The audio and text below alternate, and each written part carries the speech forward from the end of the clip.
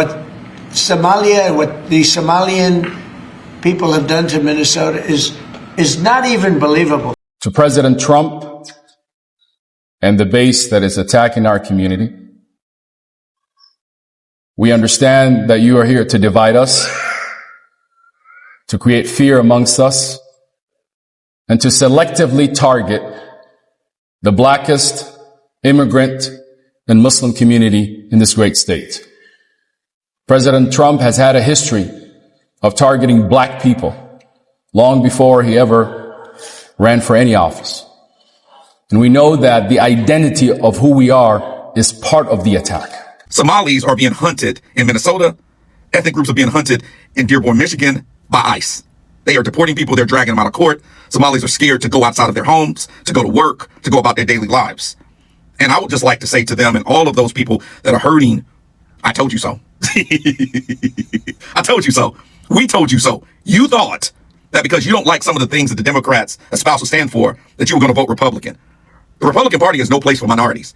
What would you say to the president if he were standing here right now? Mr. President, we campaign for you.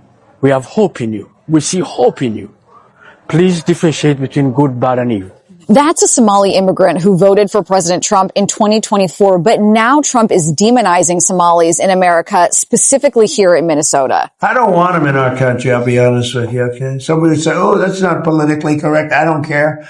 I don't want them in our country. We're going to go the wrong way if we keep taking in garbage into our country. I got 5 children. My children are no garbage. I campaigned for the president in 2024. I actually went out and we reached 50 million people endorsing Trump 7 days before the election. What drew you to the president? Because we believed he was an agent of chaos. We couldn't afford anything back then. There was a fentanyl crisis. There was an issue of affordability. The living standards went down. Crime issues. These are 5 very important things to us. And we believe that Trump would be the solution to it. I've been a Republican for over 25 years. I'm not going to stop being a Republican. But what I do know is for a fact is we're getting killed out here because people are saying, we told you so.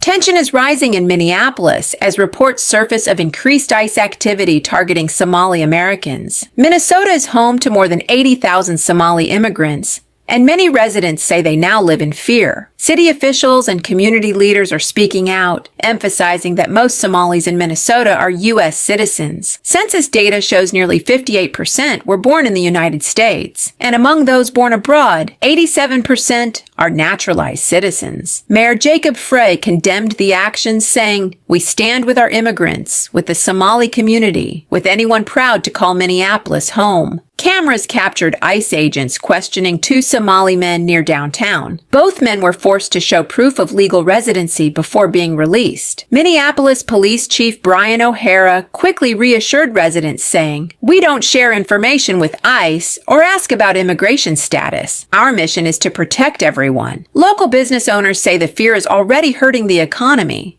This is all I know. I was only 3 years old when I came, and this is my home, and this has got to stop. I'm not scared, so I'm citizen. I'm happy. I'm United States. I brought up America. I'm happy. So why you asking me? Some guys asking me, give me basmati, give me a green card. Why? Why you asking me? Almost every Somali person living here is a citizen. There's more than 100,000 Somalis in Minnesota. Roughly 84,000 reside in the metro. The journey from Somalia started decades ago. My family immigrated here to Minneapolis, to Minnesota in 1993. As my father says, we came to a cold place, but we found people with warm hearts. My parents wanted to provide us a good opportunity for us to chase after that American dream, right? Many fleeing from civil war, crossing continents for a chance to build something, a chance for their children. For Sumaya Mahamood, her parents' struggle paved the way for her to shine. Despite the rhetoric, she's grateful to be Somali and American. One thing they taught me was resilience and not letting, other people's perception of you limit what you can do for yourself. This is also a community on edge. There are roughly 80,000 Somalis living here in the area, and their leaders are warning that they're being unfairly blamed and targeted because of a fraud scandal worth more than $1 billion that have implicated relocated more than several dozen Somalis. What you see is a visual representation of we have your back, and when you come for one of us, you come for all of us. We reject the hateful rhetoric of Donald Trump, but I don't want to focus on him.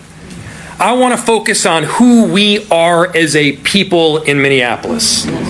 We are a people of 1,000 different backgrounds. We are a people where our Somali Americans have come to Minneapolis in many cases decades ago. And I said Somali Americans very intentionally.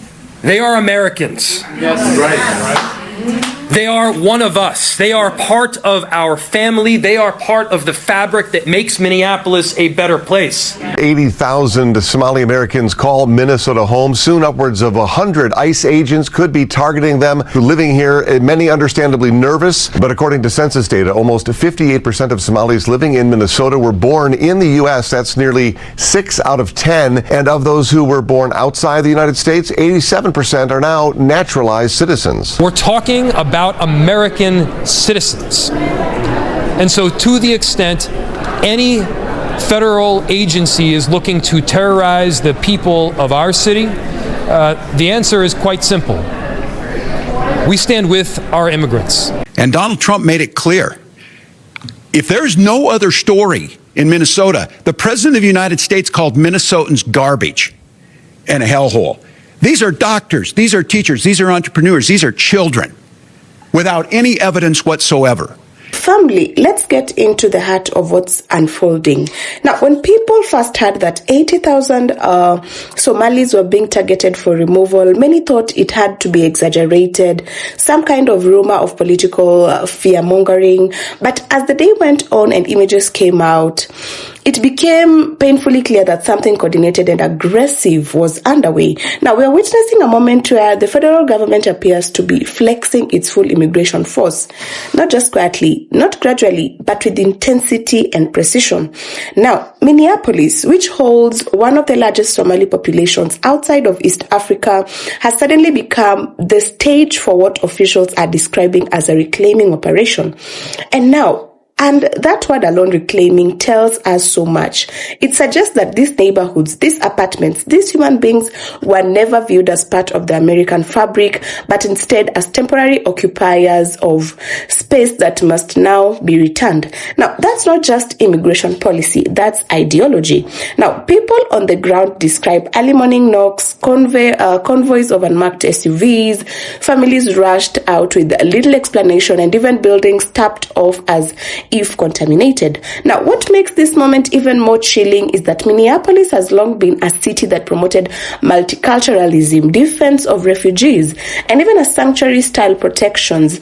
And yet, in a matter of hours, those protections appear to have evaporated under federal directive. Now, Somali families who fled war, poverty, and even instability now say they are experiencing something even more traumatic. A feeling that the government they trusted has turned into an adversary overnight. Now, family, here's the deeper context many people are missing. The crackdown isn't happening in a vacuum.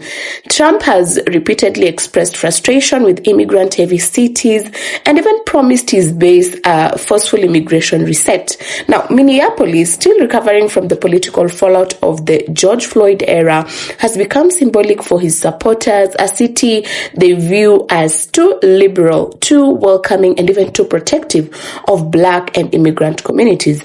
But hitting Minneapolis, Trump isn't just enforcing immigration law, he's sending a loud message. He's signaling strength, dominance, and even control over cities he believes have defied him. And unfortunately, Somali residents are caught in the crossfire of that symbolic war. What we also have to understand, family, is that United States' long and complicated relationship with East African immigrants. And so Somalis in particular have faced surveillance, profiling, and even political scapegoating for decades. They've been painted as outsiders despite working jobs, paying taxes, raising families, and even becoming integral members of Minneapolis culture.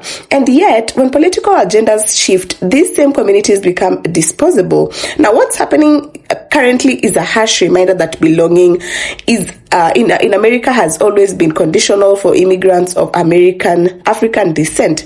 Another factor we cannot ignore is the political ripple effect. Many Somalis in Minneapolis have become active voters, organizers, and even community leaders. Their presence has shaped elections and shifted local power. Removing such a large population overnight doesn't just affect families, it potentially reconfigures political maps. It dilutes voting blocks, it disrupts economic stability, it sends fear into any community perceived as opposing Trump. And when fear becomes a political tool, democracy itself is weakened. And so as the footage continues to spread, reactions across the country are mixed. Some people are horrified, others are celebrating, and that polarization is exactly what makes this moment really dangerous. And so because once a government establishes the precedent that entire communities can be removed through force, they now wonder who's next. What prevents future administrations from targeting another group, another city, another racial community? And for Black Americans watching this unfold, many are wondering what alliances need to be strengthened and what divides need to be addressed, because policies like this prove that the pain of one Black group can quickly become the pain of all. And so family, this is bigger than Minneapolis, bigger than Somali immigrants, bigger than politics. This moment is a test of humanity, citizenship, and the boundaries of government power. And as always, we'll keep watching, analyzing, and speaking the truth, because silence in matters like this is what allows injustice to grow.